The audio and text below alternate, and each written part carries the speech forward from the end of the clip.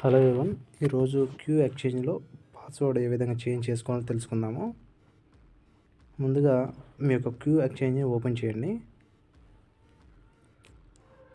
నేను నా యొక్క క్యూ ఎక్స్చేంజ్ వెబ్సైట్ని ఓపెన్ చేస్తున్నాను.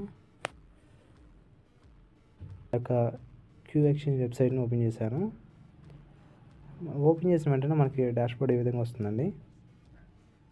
సో ఈరోజు మనం పాస్వర్డ్ చేంజింగ్ గురించి తెలుసుకుంటున్నాం కాబట్టి ఇక్కడ మీరు ఎక్స్చేంజ్ పక్కన చూసినట్టు చిన్న డాట్ని చూసారా?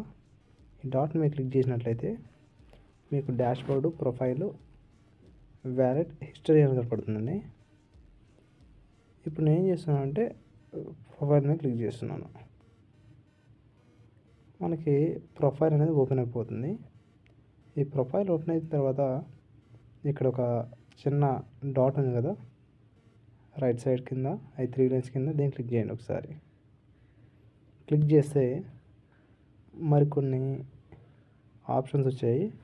ఈ అకౌంట్లో చూసినట్లయితే my profile, profile edit, phone verification, security, KYC verification, exchange change password ఉంది కదా, ఈ చేంజ్ పాస్వర్డ్ని క్లిక్ చేయండి.